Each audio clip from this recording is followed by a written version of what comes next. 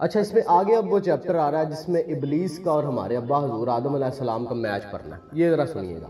وَإِذْ قَالَ رَبُّكَ لِلْمَلَائِكَةِ إِنِّي جَاعِلٌ فِي الْأَرْضِ خَلِيفَةً قَالُوا أَتَجْعَلُ فِيهَا مَن يُفْسِدُ فِيهَا وَيُفْسِكُ الدِّمَاءَ. اور یاد کرو جب تمہارے رب نے فرشتوں سے فرمایا میں زمین میں اپنا نائب بنانے والا ہوں، وہ بولے کیا ایسے کو نائب بنائے گا جو اس میں فساد پھیلائے گا اور خون ریزیاں کرے گا. دیر از اے بگ کوسچن، یہ مارک کر لیں آپ. فرشتوں کو کیسے پتا چلا کہ بنی آدم جو ہے وہ زمین کے اوپر فساد پھیلائے گا اور خون ریزیاں کرے گا؟ ہمارے بارے میں اتنا ڈیٹا ان کے پاس کیسے تھا جبکہ ابھی تو یہ ساری نسل انسانی شروع بھی نہیں ہوئی تھی؟ فرشتوں کو یہ سارا کچھ کیسے پتا تھا؟ اس کے اوپر ہم آگے ڈسکس کریں گے، پر آگے بڑھتے ہیں. اور ہم تجھے سراہتے ہوئے تیری تسبیح کرتے ہیں اور تیری پاکی بولتے ہیں.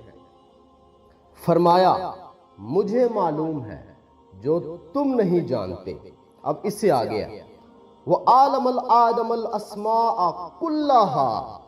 اور اللہ نے آدم کو تمام اشیاء کے نام سکھائے. اچھا یہ سمجھیے گا، آدم علیہ السلام سے پہلے اللہ تعالیٰ اور ابلیس، بیسیکلی اس کا نام تو اب ابلیس نہیں تھا، اس کا نام عزازیل تھا.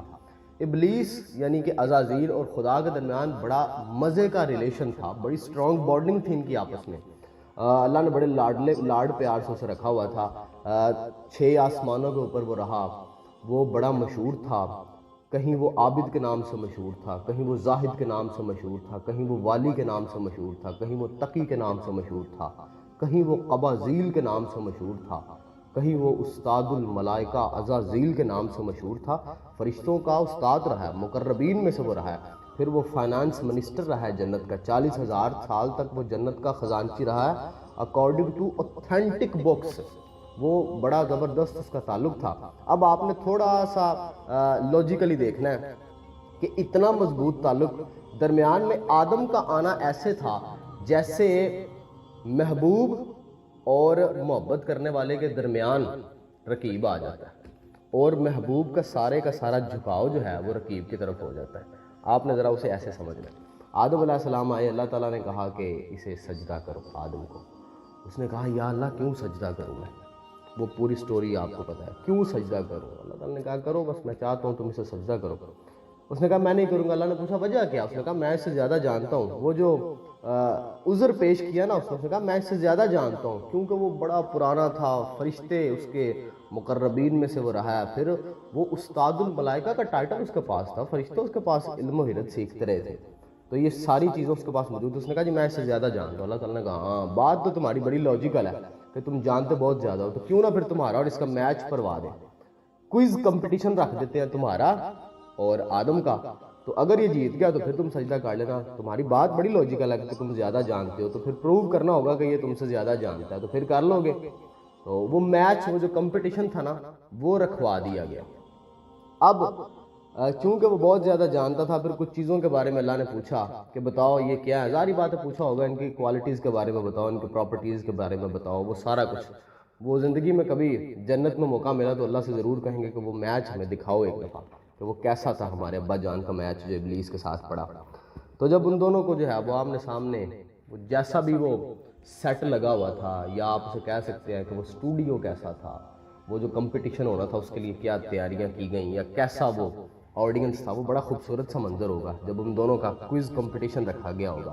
تو اللہ تعالیٰ کہتے ہیں کہ اور اللہ نے آدم کو تمام اشیاء کے نام سکھائے، ہم نے القا کیے آدم پہ وہ تمام نام. پھر ان دونوں کے بارے میں پوچھا گیا.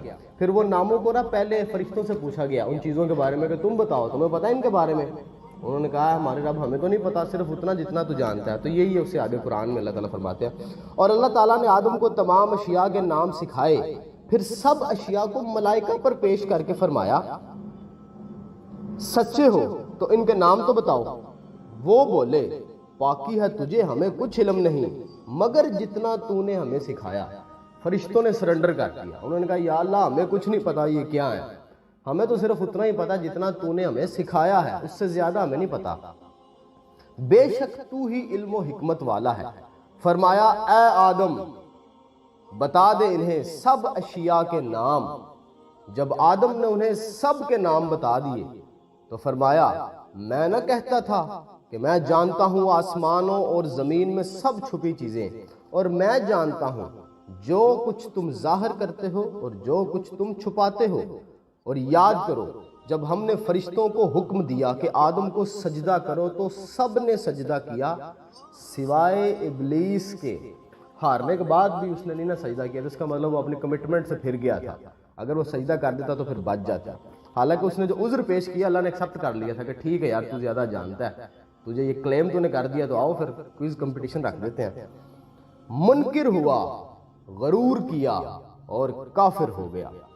اور ہم نے فرمایا اے آدم تو اور تیری بیوی اس جنت میں رہو اور کھاؤ اس میں سے بے باک روک ٹوک جہاں تمہارا جی چاہے، مگر اس پیڑ کے پاس نہ جانا کہ حد سے بھرنے والوں میں سے ہو جاؤ گے۔ تو شیطان نے جنت سے انہیں لغزش دی اور جہاں رہتے تھے وہاں سے انہیں الگ کر دیا، اور ہم نے فرمایا نیچے اترو، آپس میں ایک تمہارا دوسرے کا دشمن، اور تمہیں ایک وقت تک زمین میں ٹھہرنا اور برتنا ہے۔ آدم پھر زمین پہ آگے بڑا روئے، کیونکہ اللہ تعالیٰ کے ساتھ جو قرب کے معاملات تھے نا آدم کو وہ یاد آتا تھا۔ انہیں یہ نہیں یاد آتا تھا کہ وہ جنت میں تھے، اصل میں انہیں دکھ اس بات کا تھا کہ اللہ تعالیٰ کے ساتھ بڑا قریبی تعلق تھا۔ انہیں خدا سے وہ محبت یاد آتی تھی، وہ چمکتی ہوئی جلا یاد آتی تھی، انہیں یہ ساری چیزیں بڑا دکھ کیے رکھتی تھیں۔ تو بڑی دیر وہ معافی تلافی کے لیے کوشش کرتے رہے۔ تو اکثر لوگ اب پوچھتے ہیں کہ کیسے پتہ چلے گا کہ ہم نے توبہ کی تو توبہ قبول ہو گئی یا نہیں؟ تو اس آیت میں اس کا جواب ہے کہ توبہ کرنی ہی اللہ نے خود سکھائی ہوئی ہے۔ یہ جو اس سے آگے آیت ہے نا، فَتَلَقَّى آدَمُ مِن رَبِّهِ کلمات، پھر سیکھ لیے آدم نے اپنے رب سے کچھ کلمے، تو اللہ نے اس کی توبہ قبول کی۔